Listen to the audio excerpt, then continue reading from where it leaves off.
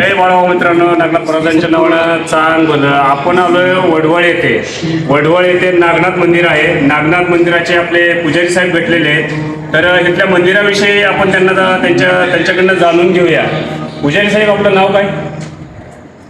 माझं नाव नागेश शिवपूजे. मी इथलं मंदिरमधील पुजारी आहे.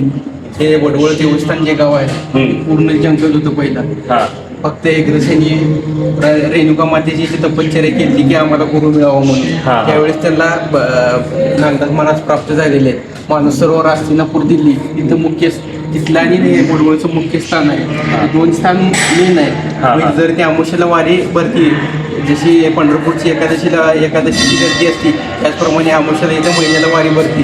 त्यामुळे हे प्रसिद्ध आणि जागृत देवस्थान आहे. आणि इथली यात्रा चैत्र महिन्यात हनुमान जयंतीला सुरू होती. चैत्र चतुर्थीला श्रींचे खर्ग म्हणून प्रचलित आहे आणि चैत्र सप्तमीला श्रीचे गण म्हणून प्रसिद्ध आहे. त्या टायमाला 800 वर्षापूर्वी नागनाथ महाराजांनी शब्द दिला की हेग्रसेन यांना की मी वायुरूपात जर त्या वर्षी चैत्र चतुर्थी चैत्र सप्तमीला म्हणून. त्यामुळे 3.5 तास संचार असतो. बरं, तुम्हाला हे विचारायचं मला, तुम्ही आता पुजारी किती दिवस झाले इथं? म्हणजे किती तुमच्या पिढ्यानपिढ्या आहे? 4थी-5वी पिढी चालू आहे.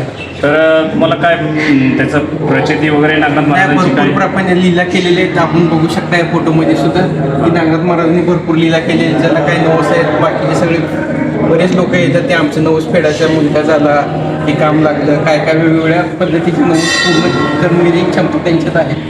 हे नागनाथ महाराजांची आपली एवढी लीला आहे. लीला भरपूर आहे. तुम्ही जर अपरंपरा श्रद्धा भक्ती ठेवली तर तुम्हाला कुठल्याही प्रकारचं किंवा वाऱ्या केली तरी कुठल्याही प्रकारचं तुम्हाला कमी पडणार नाही. एक प्रकारचं मन प्रसन्न होऊन तुम्हाला म्हणजे एक चांगलं जीवन चांगलं जाईल ह्यात 100% खात्री सांगतो मी. म्हणजे मित्रांनो, इथं वडवळ इथे आल्यानंतर आहे ना, सर्व भक्तांच्या मनोकामना पूर्ण होतात. इथं अमावस्येलाच गर्दी असते का रोजच असते? असं अमावस्येला भरपूर गर्दी असते. रविवार सोमवार हा नागनाथांचा मुख्य वार आहे. त्यावेळेस बी गर्दी असते. पुन्हा नागपंचमी म्हणजे सुट्टीचे दिवस आहेत त्यावेळेस बी गर्दी असते.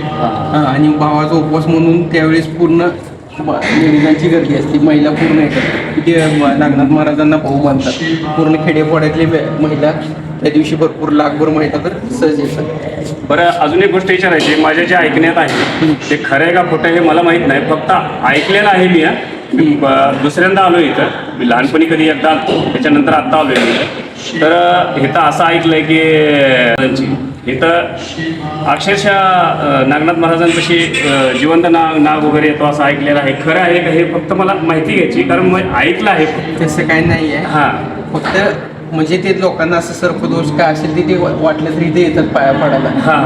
त्यांना बी म्हणजे असं अफवा नाही. म्हणजे श्रद्धा ठेवा, अंधश्रद्धा ठेवू नका. बघा मित्रांनो, हे आपले वडवळचे पुजारी सुद्धा अंधश्रद्धेच्या विरुद्ध आहेत. मी पण म्हणतो श्रद्धा ठेवा, अंधश्रद्धा ठेवू नका. कारण माझे बाळूमाई सांगतात श्रद्धा ठेवा, अंधश्रद्धा ठेवू नका. बोला बोला बाळूमाच्या नावानं चांग भलं, नागनाथ महाराजांच्या नावानं चांग भलं. चिंता न भय, नागनाथ महाराज की जय. जय नागनाथ महाराज की जय. जय.